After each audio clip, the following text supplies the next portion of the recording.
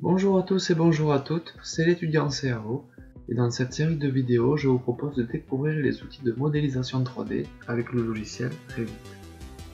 C'est parti!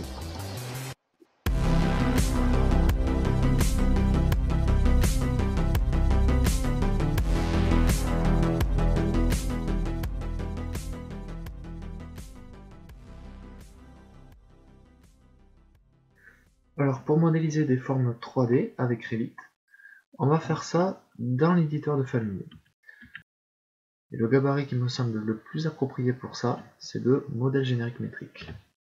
On tape M au clavier et on sélectionne le modèle générique métrique. On clique sur ouvrir.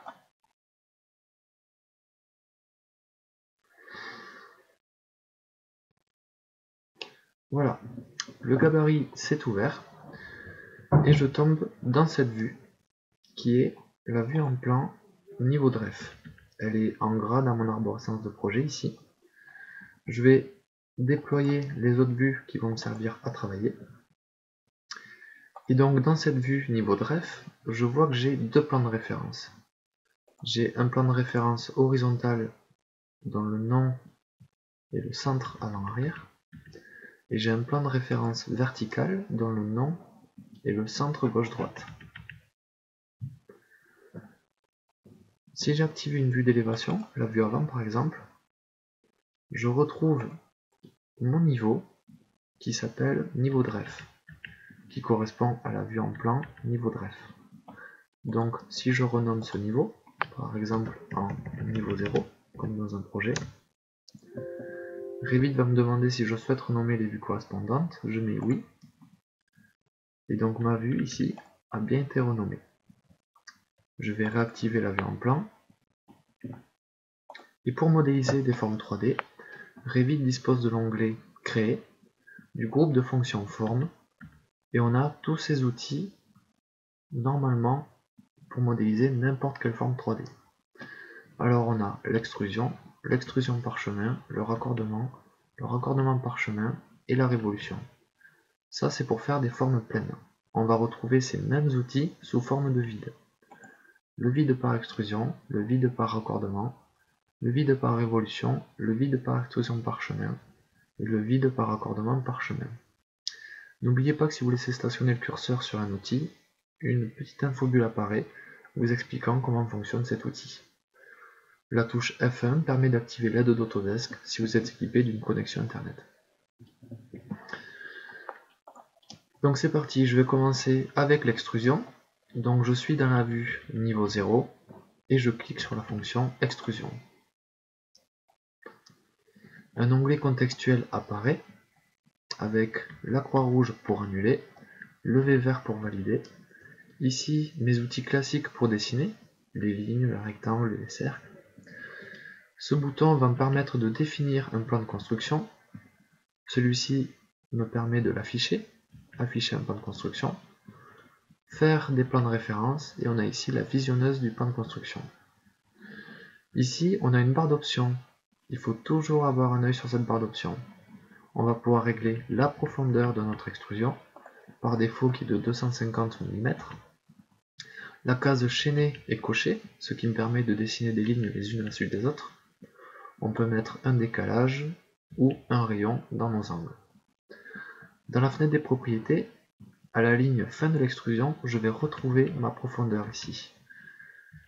Donc si je change, par exemple je vais mettre 500 mm, je remarque que dans les options, la profondeur a bien évolué. J'ai un début d'extrusion qui est à 0, et j'ai un plan de construction qui est le niveau 0, qui correspond à la vue dans laquelle je me trouve. Alors qu'est-ce qu'un plan de construction ? Un plan de construction est une surface 2D virtuelle. Un plan de construction s'utilise de l'une des manières suivantes. En tant qu'origine d'une vue, pour esquisser des éléments, pour activer des outils dans des vues spécifiques, tels que les outils rotation et symétrie dans une vue 3D, pour placer des composants basés sur le plan de construction. Chaque vue est associée à un plan de construction. Par exemple, une vue en plan est associée à un niveau, qui est un plan de construction horizontal. Une vue d'élévation est associée à un plan de construction vertical. Dans certaines vues, les vues en plan, les vues 3D et les vues de dessin par exemple, et pour les vues de l'éditeur de famille, les plans de construction est défini automatiquement. Dans d'autres vues, telles que les vues en coupe ou dérivation, il vous incombe de le définir. Lorsque vous créez un plan de construction, il est enregistré avec la vue correspondante. Si nécessaire, vous pouvez modifier le plan de construction.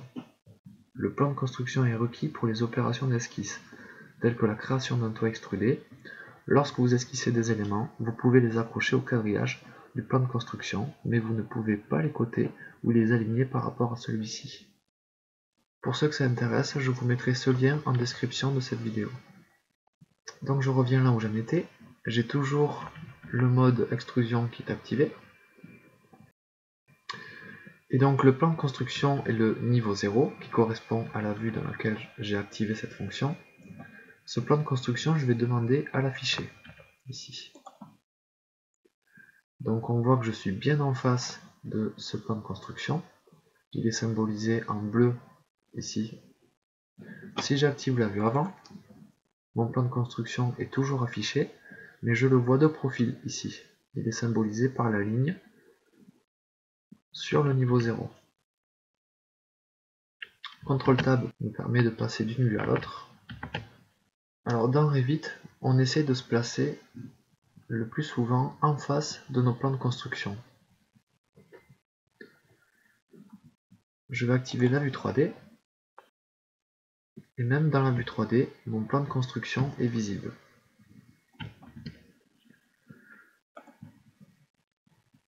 Si je zoome un petit peu, je vais voir les quadrillages dont on a vu qu'on ne pouvait pas coter ou aligner sur ces lignes. Je peux modéliser directement depuis la vue 3D, mais pour commencer, pour ceux qui débutent, je vous conseille de le faire dans la vue qui est en face du plan de construction. Ici, c'est la vue niveau 0. Donc le but, ça va être de réaliser un profil 2D, et ce profil va être extrudé, dans mon cas ici, de 500 mm. Donc c'est parti, je réalise un rectangle, pour commencer, comme ceci, et je valide. Je vais activer la vue avant, et donc les 500 mm sont ici, dans la hauteur.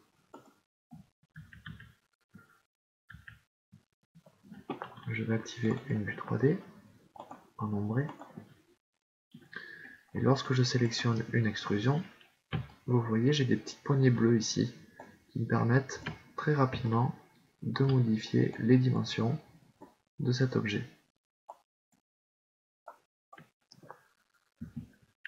Je reviens dans ma vue en plan. Pour modifier une extrusion, il faut la sélectionner pour faire apparaître le bouton modifier l'extrusion dans le ruban. Mon plan de construction est toujours affiché. Je peux le désafficher et je vais réaliser un cercle dans mon rectangle. J'ai toujours ces poignées bleues ici et en fonction de la complexité de l'objet, les poignées réagiront différemment. Je vais activer une vue 3D et donc un cercle dans un rectangle, ça perce. Ça fait un trou. Allez, je vais supprimer cette extrusion et je vais activer la vue avant et je vais activer la fonction extrusion dans la vue avant. Revit a gardé mes réglages de tout à l'heure, la profondeur de 500 mm. Pareil, si j'avais choisi un matériau, Revit aurait gardé en mémoire le matériau. Et le plan de construction ici, c'est le plan de référence centre avant-arrière. Donc je vais demander à afficher le plan de construction. CTRL Tab. Et dans ma vue en plan niveau 0, je vois mon plan de construction de profil ici. C'est l'inverse de tout à l'heure, où tout à l'heure on était en face ici. Pareil, dans la vue 3D, je retrouve mon plan de construction. Je pourrais modéliser directement dans cette vue, mais je vous conseille, pour ceux qui débutent, de le faire dans la vue qui est en face. Je vais dessiner un cercle ici, et un autre cercle ici. Dans la même extrusion, on peut dessiner plusieurs profils. je valide, j'active la vue de droite et je vais tirer sur cette poignée.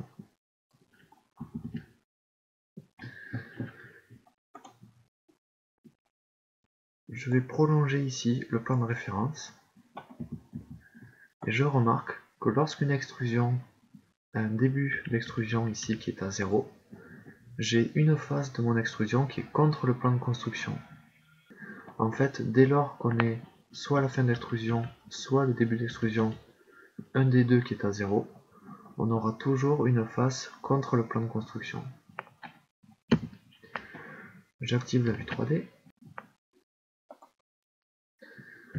Donc je retrouve bien mes deux cylindres ici. Et je vais activer la vue en plan, niveau 0. Et là, je m'aperçois que je ne vois qu'un seul cylindre. Alors, dans l'éditeur de famille, comme dans un projet, on a cette notion de plage de la vue. Ce qui diffère d'un projet, ici je vais commencer un nouveau projet, fichier nouveau projet, peu importe le gabarit.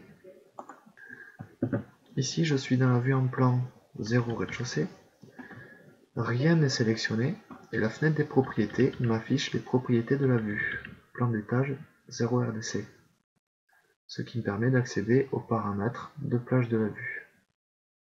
Dans l'éditeur de famille, je suis dans la vue en plan niveau 0, rien n'est sélectionné, et la fenêtre des propriétés m'affiche les propriétés de la famille, ici modèle générique.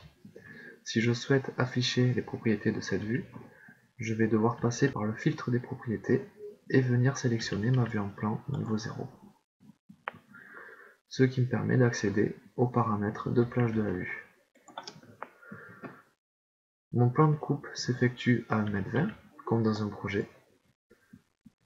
Et le haut, par rapport à mon niveau 0, je vois à 4 mètres. Donc ça, je vais le modifier, je vais mettre le haut sans limite, et je vais faire une coupe à 4 mètres par exemple. Appliquer. Et là, on voit mon deuxième cylindre apparaître. Je vais remettre la fin d'extrusion à 0, de manière à avoir la face contre le plan de construction. Et je vais appliquer une rotation à cet objet, par exemple à 90 degrés.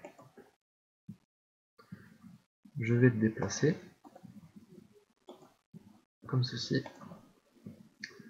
Et donc lorsque l'on fait ça, le plan de construction est marqué non associé ici.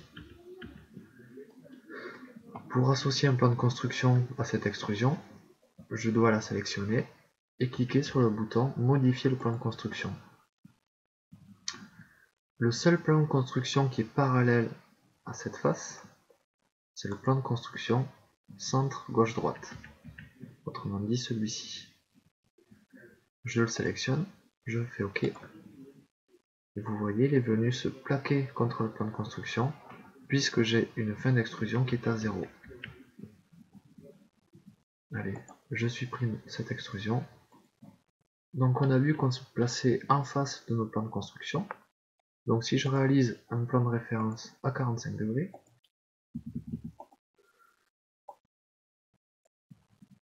pour être en face de ce plan de construction là, je vais réaliser une coupe. Une coupe qui sera parallèle à ce plan de référence. J'ajuste la taille de mon cadre. Je suis dans la vue en plan niveau 0. J'active la fonction extrusion. Le plan de construction, c'est toujours le niveau 0. Je vais l'afficher. Et pour définir mon plan de référence à 45 degrés comme nouveau plan de construction, je vais cliquer sur le bouton définir un plan de construction.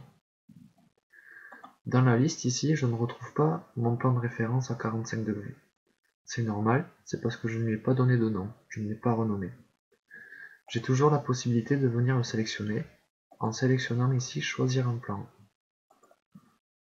Je clique OK et je clique sur mon plan de référence. Maintenant, Revit me propose de changer de vue, et la seule vue qui est en face de mon plan de construction, c'est la vue coupe 1. Donc je la sélectionne et je clique sur ouvrir. Je peux afficher mon plan de construction, il est là. Et je peux réaliser par exemple un polygone inscrit dans un cercle à 7 côtés. Je valide. Je reviens dans la vue en plan et voici mon extrusion. Je vais la supprimer et je vais renommer ce plan de référence, je vais l'appeler axe 45 degrés. Je réactive la fonction extrusion. Comme je suis dans la vue en plan niveau 0, le plan de construction associé c'est le niveau 0. Je clique sur définir un plan de construction et cette fois-ci dans la liste, je vais retrouver le plan de référence à 45 degrés, puisque je l'ai renommé. Revit me le met en surbrillance en rouge ici, je valide. Toujours pareil, il me propose de changer de vue. On sélectionne la coupe 1 et on valide.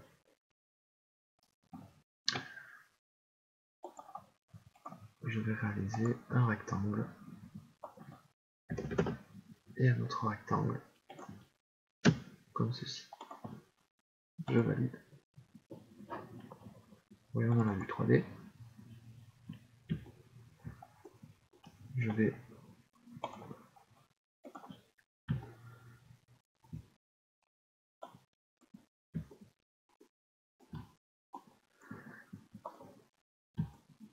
donc voilà ma modélisation.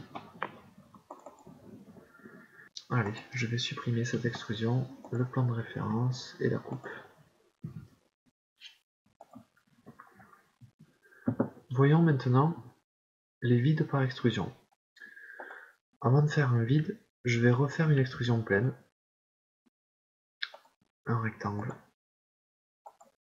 qui va être extrudé de 500. Je valide. Et maintenant, je vais réaliser une forme vide, un vide par extrusion. Donc les vides fonctionnent exactement de la même manière que les pleins. On retrouve la fin d'extrusion, le début d'extrusion et le plan de construction. Je vais réaliser un cercle, ici, qui va être extrudé de 400. Je valide. Donc vous voyez, ce cercle est en contact avec ma forme pleine. J'active une vue 3D. Mon vide par extrusion est ici. Et donc je remarque que lorsqu'une forme vide est modélisée en contact avec une forme pleine, eh bien le vide va couper automatiquement le plein. Voyons ce qui se passe si je modélise une forme vide qui n'est pas en contact avec une forme pleine. Je sélectionne l'outil rectangle et je fais un rectangle extrudé de 400. Je ne le mets pas en contact avec ma forme pleine. Maintenant, grâce au poignet bleu, je le mets en contact après avoir validé. Voyons dans la vue 3D. Donc ma forme vide est bien en contact avec mon plein. Et vous voyez, il ne coupe pas. Parce qu'il n'a pas été modélisé directement en contact avec la forme pleine. Pour que ce vide coupe ce plein, je vais utiliser la fonction couper la géométrie. Je clique sur cet outil et maintenant je peux cliquer le vide et le plein, ça coupe. Peu importe l'ordre, que je clique le plein d'abord ou le vide après, ça fonctionne. Je réactive la vue en plan, niveau 0, et je vais créer une extrusion pleine. Un cercle, comme ceci, et je valide. Je vais dans ma vue 3D, ma forme pleine est ici, je la sélectionne, et tout à fait en bas dans les propriétés, j'ai la possibilité de la transformer en vide, de la passer de vide à solide, ou de solide à vide. J'applique, comme tout à l'heure, mon vide ne coupe pas ma forme pleine. Pour que ce vide coupe le plein, je vais devoir utiliser la fonction couper la géométrie. Je vais sélectionner le plein d'abord et le vide ensuite, et ça fonctionne. Pour sélectionner ma forme vide ici, je vais approcher le curseur d'une arête, ce qui me permet de le sélectionner. Et je remarque que lorsqu'une forme vide coupe un plein, je ne peux plus le transformer en solide. Si je souhaite retransformer ce vide en solide, avant, je serais obligé de dire de ne pas couper la géométrie entre ce vide et ce plein, pour sélectionner ce vide et ensuite le retransformer en forme pleine. Vous remarquez ici qu'il me manque des arêtes. Ici il me manque une arête. Ici il me manque une arête. Et ici aussi. Pour régler ce problème, cette fois-ci je vais utiliser la fonction attacher la géométrie. J'attache cette forme avec celle-ci et Revit m'a rajouté les arêtes manquantes. Comme tout à l'heure, à partir du moment où une forme est attachée ou coupe, je n'ai plus la possibilité de la transformer de solide à vide, ou de vide à solide. Si je souhaite repasser cette forme en forme vide, je vais devoir utiliser la fonction détacher la géométrie. Et là, un seul clic suffit. Et maintenant, je peux sélectionner cette forme et la repasser en vide.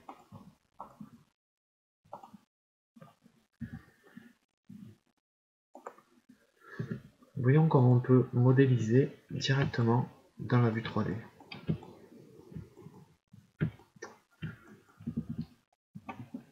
Alors, je suis dans la vue 3D ici, j'active la fonction extrusion.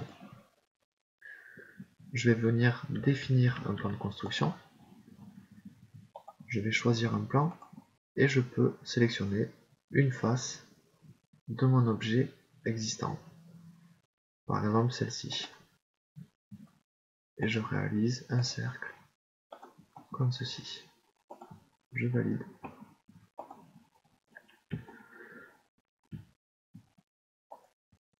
Je sélectionne cette forme et je la prolonge. Ici, il me manque une arête qui sera réglée avec la fonction attachée. Tant que je ne l'ai pas attachée, je peux la passer en vide.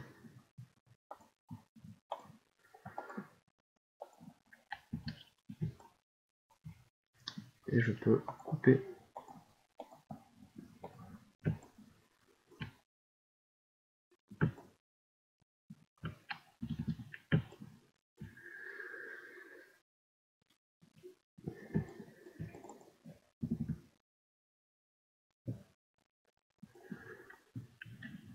Et je vais créer une forme vide, un vide par extrusion. Je vais définir un plan, choisir un plan. On va sélectionner cette face. Et je vais réaliser un rectangle ici. Je valide. Et je prolonge ceci. Comme ce vide a été modélisé directement en contact avec la forme pleine, il coupe automatiquement. Voilà, cette vidéo s'arrête ici. Si vous avez aimé cette vidéo, n'hésitez pas à me le faire savoir. Merci, à la prochaine.